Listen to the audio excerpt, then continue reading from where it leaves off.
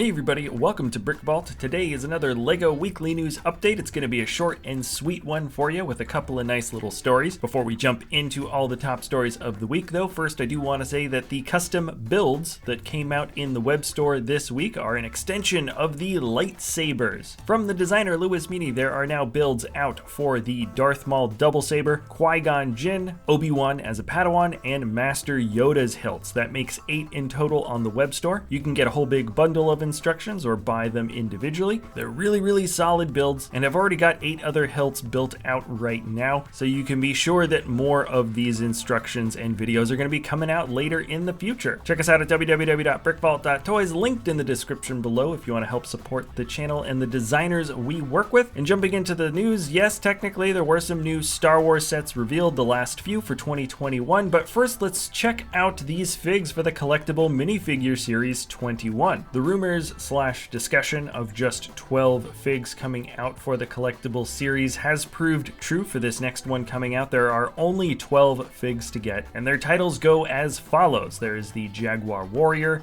Space Police, which is really fun. It's kind of an old tribute to a Space Police fig, but he's a bit more modernized. The Violinist Boy with a new violin piece and what looks like a Blacktron shirt, and then also an Alien Crook to go along with the Space Police guy. Lots and lots of new prints, a couple of new molds, and then I think this is a fig that everybody's gonna have their eyes on, the female centaur. Great prints, great mold for the body of the horse. Then there is a beekeeper, a ladybug girl or a girl in a ladybug costume, and then officially this is the pug costume boy. Once again, some new molds, some new colors for other pieces that haven't been made like that before. Then we have some interesting figs coming down the line. This is a surfer. She's got a really great print for the torso piece and a pretty cool little symbol up on the hat as well. Then probably one of the most interesting figs of the collection is the singer. She kind of reminds me of somebody you would see at Carnival. The plain costume girl has a really fun mold there around the waist. And then the final guy, I thought his name would be titled Beach Bum, but Castaway is the official title, and that actually makes a little bit more sense once you see the note in the bottle. He's one of my personal favorite here. I love that little mold for a hermit crab. Along with the pictures of these figs and the fact that we know there's only 12 for the whole collection, case sizes for these collectible figs will come in the number of 36. There should be an equal distribution of each figure, though some will be manually inspected, and so there could be some kind of randomness in terms of how many figs are going to come in each case, but at least one full set of minifigures will come in one case. That's what they've said. Anyways, I've left links in the description below if you want to read the original articles. I found these at AlanTran@thebrickvan.com. We might as well do this now. The rest of the Star Wars sets were revealed. We already talked about quite a few of them. The last pictures that have not yet been shown, at least on this channel, are the 4+ Resistance X-Wing, very similar to the last time we got a Junior's X-Wing, though it's different color, slightly different shapes on some of the pieces there. Then there is the Tauntaun and AT-AT Micro Fighter. That AT-AT looks very similar to the last time we got a Micro Fighter version of that. That is the first, I think, brick-built Tauntaun we've had. And down below we have an Imperial Shuttle, which looks a little bit smaller, a little bit more simplified compared to the last one, and that seems to be falling in line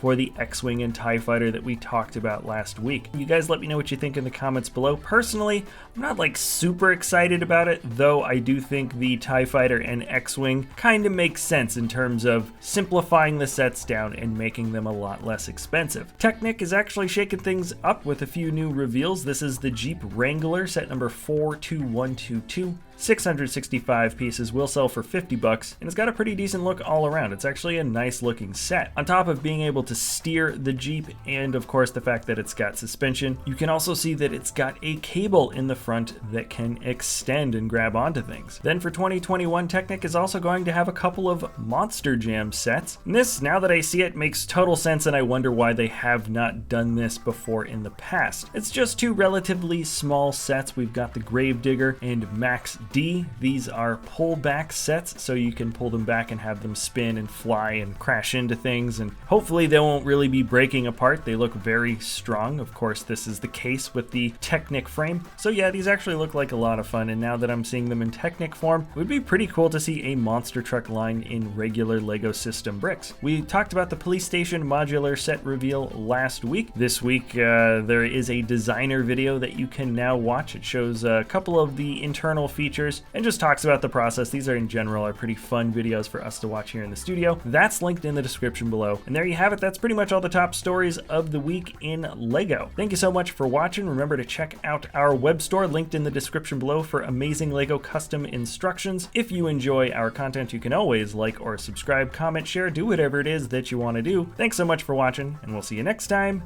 at BrickVault.